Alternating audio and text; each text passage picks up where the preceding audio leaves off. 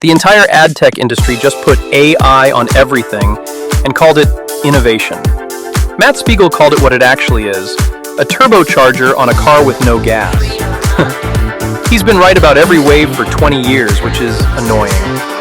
I'm Pesach Lattin, this is the ADOTAT Show, and today we find out what he's right about next.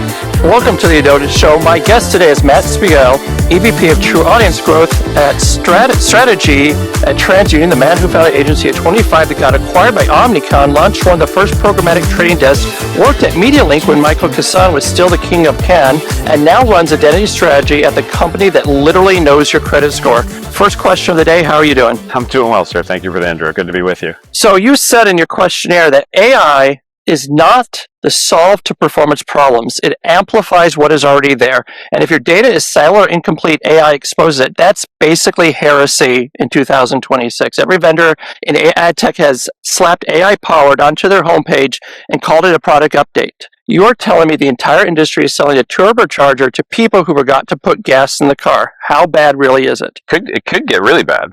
Yeah, listen, it's unfortunately what maybe other industries do too, but certainly our industry has gotten good at is we chase the technology. We don't actually chase the problem and search for solutions to a problem. And in this case, I'm extremely bullish on the impact of Gen AI and all that it's going to do to our industry.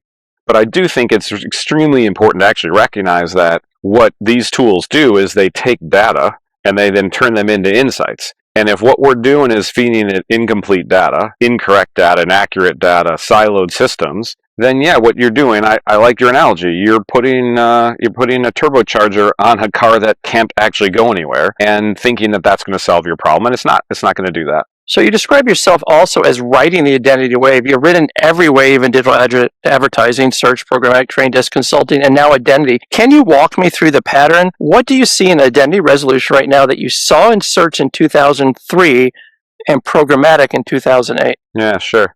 Yeah, listen, it's been an interesting journey for sure. Some of those patterns have been, and I followed purposefully, some maybe a little bit luckily. But listen, I joined I suppose we would now call it the digital media, but back then maybe just the media industry in late 90s. And right out of school, I joined this new thing where the internet was still just becoming a thing, right? Like that was the era. Like, wait, there's this thing called the internet, and is that good for marketing, good for media, and good for people? And through the first couple of years of riding the dot-com bubble era of the industry, what I saw was that there was this real focus on transaction information and how to really take what was the old school catalog direct mail business and apply it to more mass media scale. And the thing that what became obvious to me when I started dabbling in search in 2002-ish was that this was a high performance channel.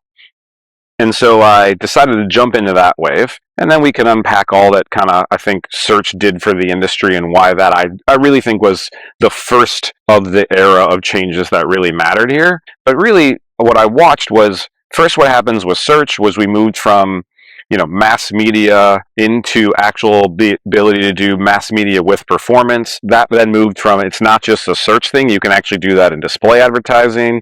Of course, we now apply programmatic buying to all waves. So the programmatic buying era was really taking search strategies and moving that into much more mass media. And then when we got into programmatic, we're like, great, now it's all about finding people, but the way we defined people was based on cookies and device IDs without actually understanding humans.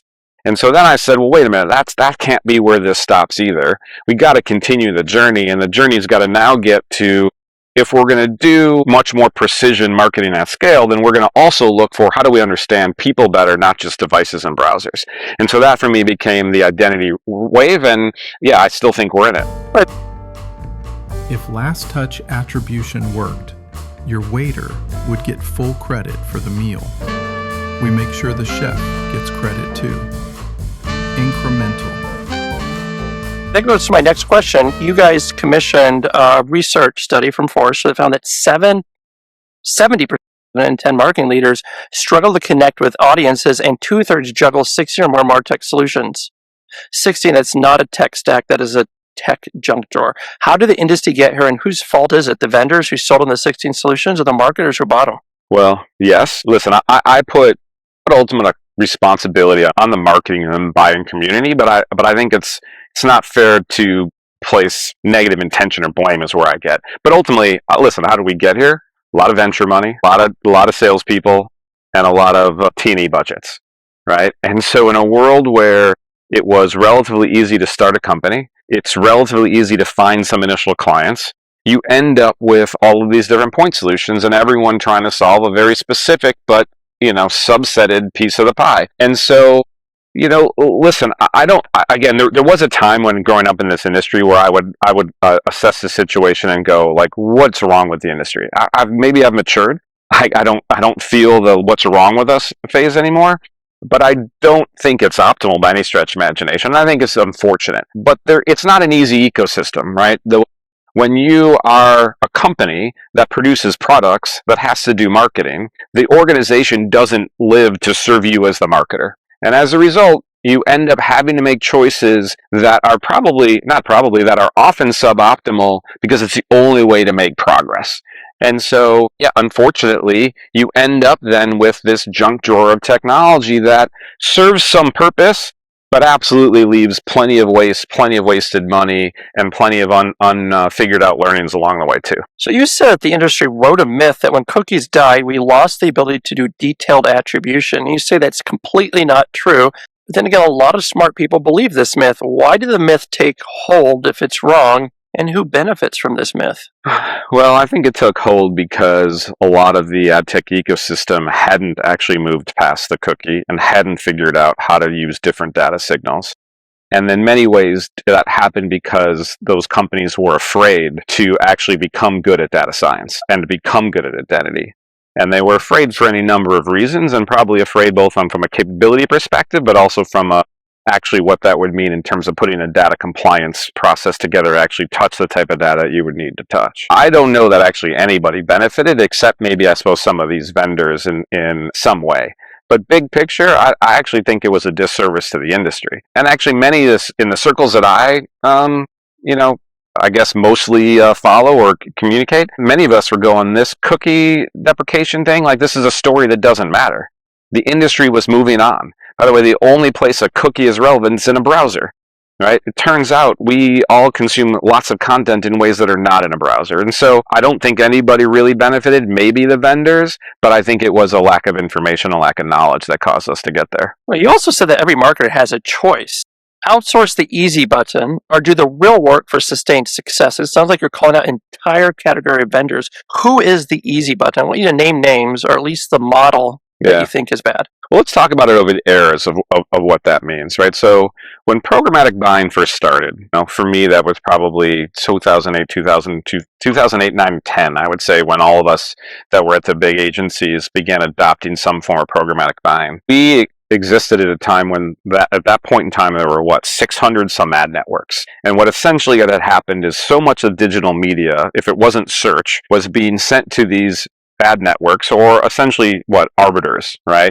Those that would in some way, shape, or form consolidate inventory, apply some type of algorithmic or not even truly algorithmic type optimization decisions, and take a margin for doing that. And what that meant is so much of working media was actually going to the vendors, right? But what was the trade there was the ability to say, but it's working. Right? It's way better than when I spend a really high CPM on some direct site and I don't get any optimization. And that's why all these ad networks were created. At that era, that was the easy button. And it became, again, just a good way to get at least some true performance, but then a lot of miscredited performance by just doing the ad networks. Fast forward, what programmatic buying did and what the agency trading desk model did was begin to get rid of that reality, right? We started to crush all those ad networks, and more of that buying started to be done by the agencies. But what happens is this wave kind of comes up and down, and where we are today is the biggest easy buttons are your big walled gardens. And of course they are. If I were in their shoes, I'd make it too. And for a lot of marketers, that's extremely valuable because there's a lot of companies, again, that don't have the resources, don't have the knowledge, don't have the ability to invest in the type of consumer intelligence necessary to not press the easy button. But if we're... Right, so what was the easy button in 2003 to 2008? You founded Resolution Media. The easy button was what? Was it outsourcing agencies that ran keywords without strategy? No, that time it was called television. So it wasn't in digital media yet, right? The easy button then really, again, I think it feels fascinating to me that we're only talking about 20-ish some years ago that mass media was essentially 18 to 34-year-old adult targeting, and your options were linear television, terrestrial radio, print. And so the easy button at that case was what the industry was capable of. And so I think that's part of what's really important to understand is this notion for me of this easy button isn't like it was invented, it's actually where the industry was. And the constant evolution we are kind of going towards is making it easier to not need the easy button. But historically, it's been expensive and complicated to stitch together the type of consumer insights you need to actually apply them over time in a way that actually moves the needle, right? Because again, it used to be spots and dots. It used to be half of my ads are wasted, I don't know which half. That was the industry of mass media. The side of the industry that was actually much more sophisticated was the catalog direct mail side of the industry, the direct response industry. I think what we've ultimately been watching over the last 20 plus years is those two industries finally combining. But as that's happened, and you still have a lot of people that go, I don't necessarily have the resources or knowledge to bring that sophistication to market. And so I'm going to call a walled garden and say, you know what, you go ahead and optimize it. I'll just take the results. Listen, and I don't begrudge most people for doing that. But I do think if you want to be a great marketer, if you want to create outsized returns, that strategy is going to work less and less. And this is where I'm actually extremely bullish on the potential of Gen AI. It will make us do all that much easier. Now, again, you chase that by itself, as we already talked about, you're still going to end up in the same place. So I don't know if that's the exact answer you're thinking about, but I go easy button was traditional media, easy button was ad networks, easy button has become walled gardens. That to me is the thread. So when auction-based technology and optimization started, the easy button was what, though? Like in, let's say, 2008 to 2014, and you had Acuan, I think it was the name of the company? Yeah. Was it black box trading desks, undisclosed markups, and the real work was what? Yeah, well, yes, another flavor of the easy button for marketers absolutely was the first generation of trading desk buying. But the real work, wherever it's done, is looking at consumer insights, looking at granular data, studying that data, performing data science, and connecting learnings from one campaign to the next. That's the real work. Where that gets done, it always has to get done somewhere. For me, the question is who's doing it? And for a lot of buyers, the answer has needed to be, I'm not going to do that, I'm going to give that to somebody. And the combination now of that somebody is either agencies, media, or technology companies. But way back then, the easy button, I mean, listen, when I first got in the search business, we arbitraged search clicks, right? We made it easy for you to buy search without having to do all that data sophistication. Has your perspective changed as you got older on what the easy button was?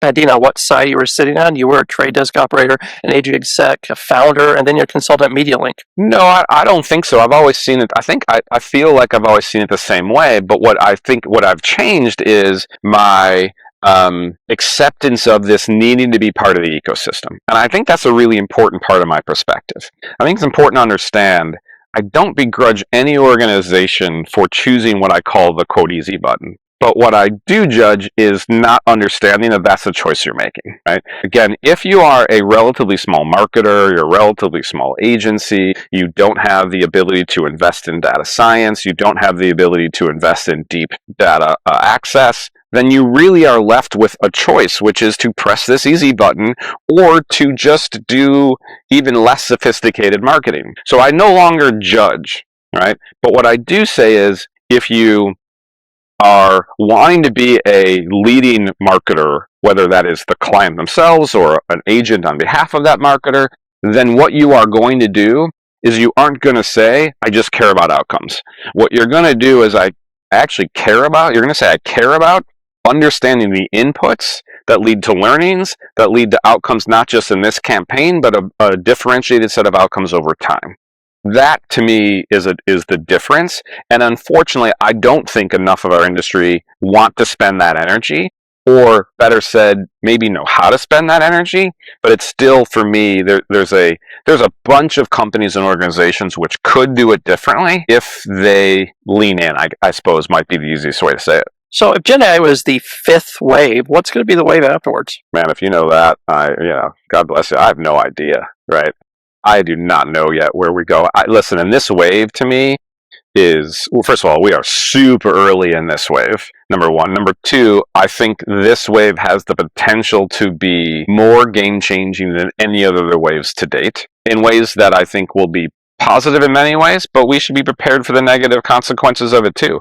We will need a lot less people in this industry doing a lot in a lot of ways. Now, on the flip side, like the positive side of it, all of this stuff that we just talked about being very hard to do gets a lot easier. You can automate the heck out of it. You can and again, think about it this way. When I started in this industry, even let's call it a decade ago, when I was, kind of leaving MediaLink, coming to TransUnion, the standard way to do consumer insights and define segmentation strategies was to create some extract, call your data science team, and a couple weeks later actually get outputs of what might be interesting. In a Gen AI world, that can take minutes if you have wired the right data to it, back to that original point. But that has massive potential for how much great precision scaled marketing can happen. And so, yeah, I can't see the next wave yet. And this wave to me is only beginning, and a lot's going to happen. So you also said that 62% of marketers say they're reasonably confident with their measurement, but the trend line is flat or going backwards. So the majority of marketers are kind of happy with something that is sort of working. That's kind of a damning description of marketing measurement I've ever heard. So how do we get to a place where reasonably confident is good enough? Yeah, this is a multi-pronged problem. One part of this problem is the fact that there are just so many more metrics than there ever been. That is both good news and bad news, because what happens is you then get wrapped around the axle of which metrics should I care about. What compounds this problem is that we, as marketing has begun to get a better seat at the table, the CEOs and the CFOs, they'll still really struggle with anything that actually is a proxy metric for, are we actually getting sales? You then have the problem with the fact that, well, with this easy button analogy, every media technology vendor I use claims credit for transactions that they don't deserve full credit for. And you end up in this weird world of going, but look, my marketing's working, and your CEO or CFO turn to you and go, but we're not growing, right? And so I think we've ended up there because it's harder to do it in a more sophisticated way. People change jobs a lot. People change their agency partners a lot. And because the next vendor comes and pitches a solution which says, hey, there's a really great way to do this. And so again, I'm really curious, what is this data that, so I think you're describing basically that CMOs cannot prove upper funnel brand investment, that it drives lower funnel conversions, and then the CFOs want outcome metrics. So here's what I'm questioning is that, is the problem the data or the CMO's ability to sell it internally? Because a lot of CMOs, their tenure is 12 to 18 months. They don't have time to wait for a 10-month longitudinal study to prove that this works. Well, listen, all the above and, right? I mean, listen, there's no doubt, listen, I think CMOs today are as equipped as they've ever been. So I have generally tried to be very aware of that we are not a monolithic thing, and that there are CMOs in the industry which are very equipped and really great data analysts at heart, and there are CMOs that are not, and their curve is certainly a variety between there. So you've got some that are not as comfortable as others, and that's part of the journey. You've got the reality that getting the access to the data to do sophisticated measurement is often extremely challenging, right? This idea of data silos means you've got your loyalty database in one place, you've got your transaction database in another, you might have your marketing exposure database in a third, and those things aren't linked. And you want those linked, and you call your technology team and you go, hey, can I get these things in the same place? And they say, sure. How about we talk in the next 12 to 18 months? And so you've got a variety of factors. I think this is often death by 1,000 paper cuts, right? And so depending on who you are and the scenario you find yourself in, the rational answer, again, a very rational answer, has been to figure out how to use proxy metrics as a way to prove success. But yes, you then end up in a conversation with the bosses going, this doesn't feel consistent. You feel like you're taking credit for too much stuff. And yeah, that's where we're a lot of measurement vendors pivoted to media mix modeling and probabilistic approaches. Was that the easy button that we've been talking about? No, I actually think doing effective media mix modeling is actually really, really hard. I suppose there are those vendors out there that have made it too simplistic and made it as if it's one answer and one model and limited data sets. Listen, the places where I see the best analytics being done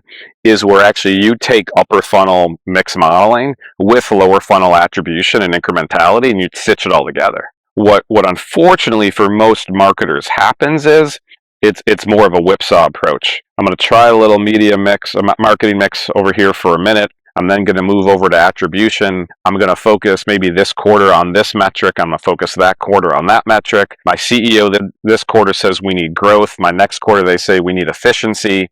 And you end up bouncing. And what we have found in the research we've done, and you might want to unpack it more, is that actually when you link upper funnel brand consideration, demand generation type advertising and media strategies with the lower funnel demand capture strategies, when you combine those things, that's the best approach. That brand as performance, as we talk about, actually is a thing. That's the most interesting measurement. Fortunately, that takes time, energy, and money to do it right. You also said that AI will speed this entire process, that things that take months will take weeks, and weeks will take days. And that's obviously an efficiency argument. Will AI make measurement better or just faster? Because if it's faster and it's bad, it's just bad faster. That's right. If it will make it better, if the time that we spent or spend today in aggregating data, in wiring up data processes, in validating models, if we take all the energy that we're going to save from that and move it into more analysis and more strategic insight, it's going to make measurement. So do you think a year from now, if we get back together, you'll say that measurement is more meaningful, or we'll just have more dashboards that say essentially the same thing, but with AI branding on them? I'm confident that our product roadmap is absolutely going to make us more automated and make our measurement solutions even more effective. If I take it outside of our own roadmap and I look at the industry at large, I think there's some companies out there that are doing some really good things that are really, I think, are going to be sophisticated solutions. And then I think there are companies out there where actually the answer has been, how do we dumb it down enough so that it gets mass adoption and does it at speed? So I think we're going to see a little bit of all of it. But again, it is possible to make measurement better. But even to your point, even in a way where it gets more efficient, where it's faster, if you don't have the right data science intelligence and the right marketing science intelligence, faster will not be better. But I'm confident we will be making a lot of progress on that in this coming year. So now the fun part is where I get to put you on a desert island. 5 people. You brought your wife, Marnie, your kids, Leo and Penny. Yeah. And that's 3. And then you brought Bono because you love U2 and he would have great stories. And Neil deGrasse Tyson because you're going to see a lot of stars. And it'd be fun to have an expert. You brought your family, a rock star, a scientist, no survival skills, no doctor, no engineer. You are all going to go die, beautifully informed and well entertained. Well, I mean, I like to think that we've all got. I feel resourceful. I feel like scientists can be pretty resourceful. I think we're going to figure out how to fish. I mean, listen, I guess I don't know how uninhabited and how terrible this island is. But I've got Castaway in my mind, right? Tom Hanks figured out how to survive for years. But I also think optimizing for the experience says something. Say more. What do you mean? How you approach things. Well, yeah, you optimize for the experience from insight and inspiration, not operational optimization. Yeah, that for sure. Listen, you're a vision guy, not a plumbing guy. That is 100% fair. Here's how I've always described it. I have always described myself as a translator between the marketing world and the technology and data world. I'm not a data scientist by trade. I'm not an engineer by trade. I have a marketing degree, and I got into sales right out of school. But really early on, by the lucky happenstance of entering a digital media industry that was just starting, I got exposed to things which most people in their careers don't get exposed to. And I got directly exposed to engineers and product people early on. I got directly exposed to data scientists. And I just kept myself extremely curious as to what they were doing, what they were thinking, and how it was going to work.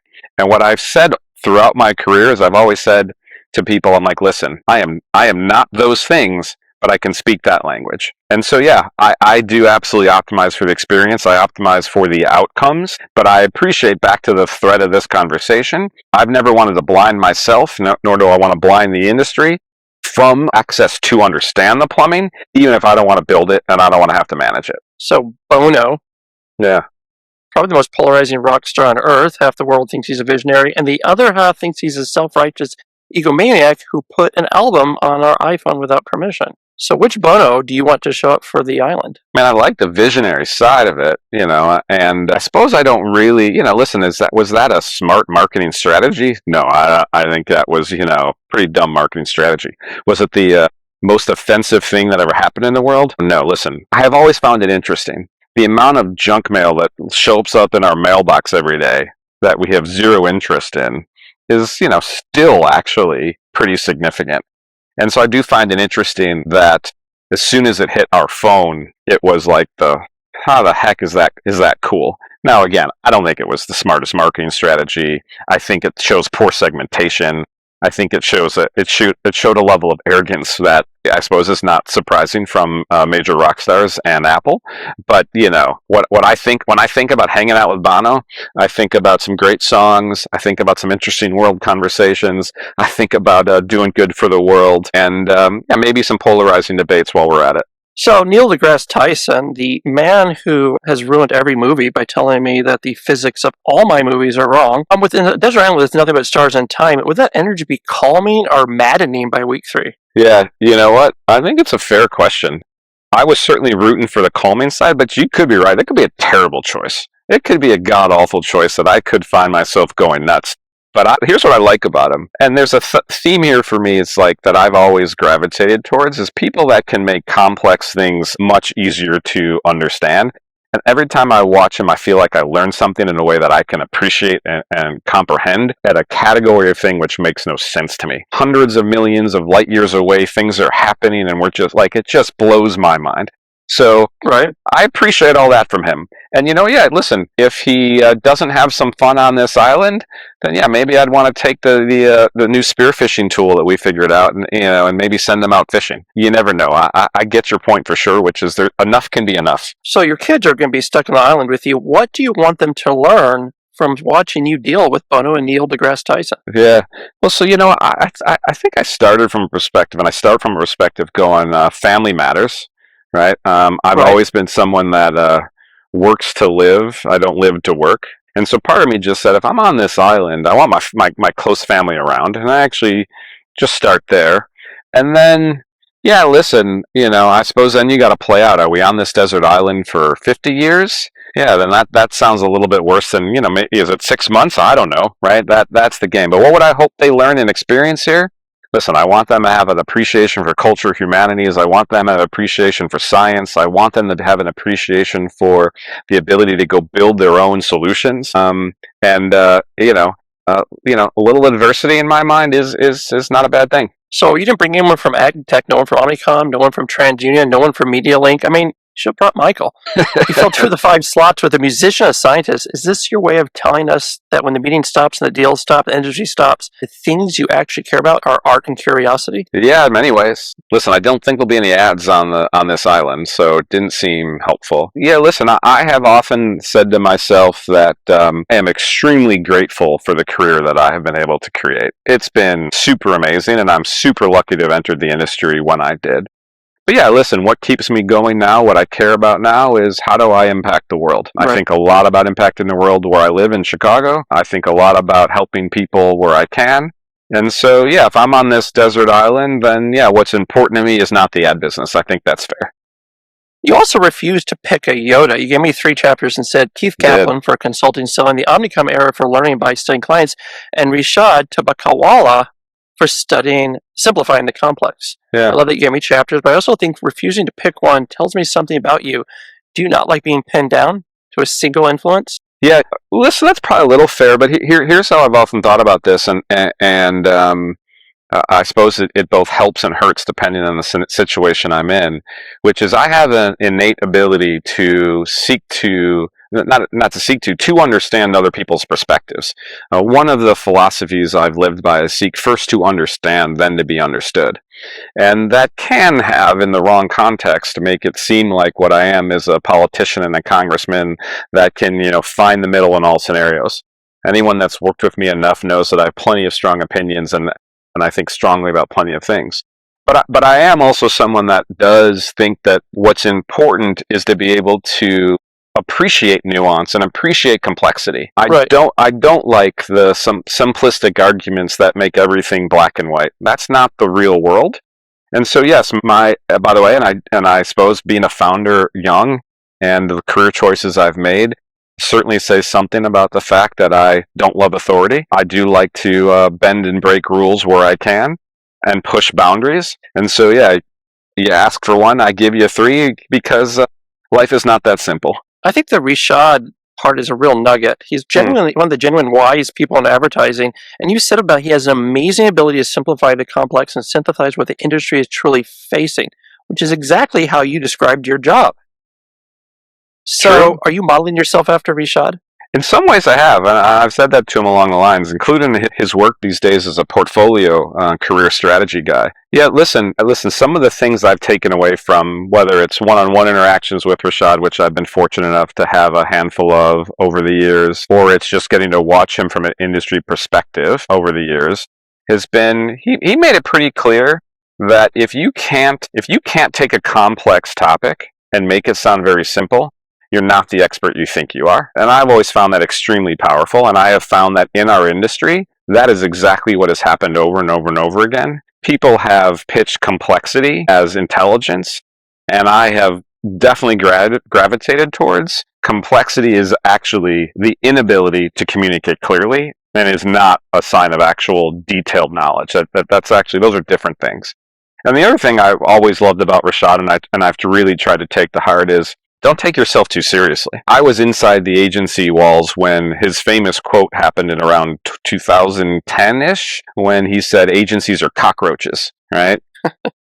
I love that. And what he was essentially saying is, the talk track was at that point in time, agencies are going to go away. And he's like, no. We are like cockroaches. We're going to be around. We're going to keep reinventing ourselves. And what I loved about that was, again, it's a way to again, not take yourself too seriously, because he called his own profession a insect, which we all think is gross and disgusting and we never want to see. Right. So, long way of saying, yeah, listen, I certainly have tried to emulate a lot of what I find myself good at to a guy like Rishad, who I think has done this industry a lot of value in both pushing the boundaries and make it so that those that have no need to get into the plumbing can actually better understand what it is we're actually talking about. Because, again, it's fun to speak in the echo chamber at times, but it doesn't actually move the needle. So you founded Resolution Media at 25. Kind of quiet when you were in your mid-20s. You became CEO of OMG Digital at 32. Crane's 40 under 40. Can you walk me back to 25-year-old Matt founding a search agency? What did you know? What did you not know? And what is the thing 25-year-old Matt believes today that you know is wrong? Man, there's so much I didn't know back then. I think some of what we knew was we were naively just aggressive people. The insight to start the business at the time was seeing this thread of bringing detailed performance to digital media at scale. That was the insight. And what's interesting is the first thing that we did when we founded Resolution Media is we called a lot of the big agencies and said, hey, we'd love to help be your search arm. Because, again, the digital agencies weren't doing that yet. By the way, I like to reference this on the Chicago office of Google at the time had 6 people. Like, that's how early we were in search. 6 people in Chicago. What is it now, 6,000? Oh, at least. And they have, they have one building, they're building a second building, right? Or they're refurbishing, I suppose, the second building. But they're going to have many thousands of people. I don't know the exact number. And so when we called the digital agencies at the time and said, let us be your search arm, some of what we heard was, we don't do search. That's just text, right? And so I think that the core then was, this doesn't make any sense, right? People are searching for performance, and we should figure out how to help. I think we were that naive, and I would say that was the extent of our thinking. Like, let's figure out that. Let's exploit that. You phrase something about now, like, what do I know now? Is that kind of how you said it? Yeah.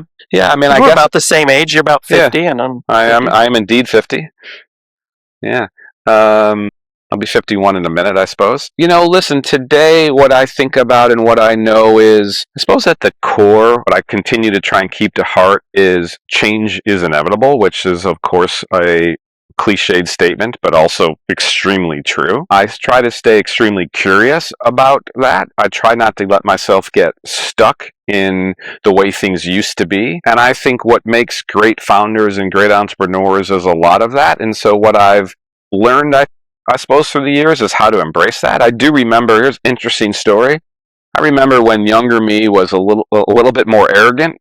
And I remember one of our early search pitches for a pretty good sized company that I'll keep nameless. We went to pitch them to be their search agency of record. I think this was before, I'm confident this was before we were bought by Omnicom. And they were explaining how they wanted to approach search in what we would have said was a pretty simplistic way. And in this pitch, we're like, you're missing it. You're all wrong. Should be X, Y, and Z. And you know what was true? We did not win that business. And so one of the things that I have internalized, that moment has stuck with me forever. I can actually physically put myself back there and go, yeah, that was dumb. And so this gets to a lot of the themes we were talking about, where we talk about the easy button and right and wrong and who's doing what, is I have very much come to appreciate the change can happen in lots of ways. It can happen bottoms up. It can happen top down. It can be incremental. It can be massive. None of it's wrong. What you really need to do is figure out a way that some change happens. I understand that way better now than I did when I was a kid. All right, rapid fire. First thing comes to your mind. The most overrated thing in ad tech right now. Thinking that one-to-one marketing is the holy grail. Most underrated? Just how much we've changed this industry in the last 25 years. Would 25-year-old Matt think current Matt is cool? I hope a little bit. Maybe a little bit too chill, but in some ways, yes. U2's best album? You can't say Joshua Tree. Yeah, well, that's unfair, because Joshua Tree is a great album, but I'll give you another one. I'm a big fan of All That You Can't Leave Behind, but I want to ditch the songs that most people like, A Beautiful Day and Stuck in a Moment, a little too poppy for me, but there's some classics on that album, like Elevation and Walk On and New York, some great tunes. So if I can't have Joshua Tree, I'll take All That You Can't Leave Behind. One sentence. What is the thing that you want the audience to walk away from this conversation thinking? Yeah, I think it is that great marketing comes from detailed consumer insights, and that's true now, and it's always been true, but it's just getting easier to be executed. And why not Achtung Baby? Another potential choice. I'm a fan of that album too. Don't discount it. I have no issue with that choice either. One, Mysterious Ways, some great songs on that album also. That was Matt Spiegel, the man who called every wave from search to programmatic to identity, and whose current message to the entire industry is essentially, your AI is only as smart as your data, and your data is a disaster. Take notes. Huge thanks to our sponsors, Troutman Amin LLP and Incremental.com, two companies that actually understand what the word accountability means, which in this industry is genuinely rare. I'm Pesach Lattin. This is the ADOTAT Show. Stay bold, stay curious, and know more than you did yesterday.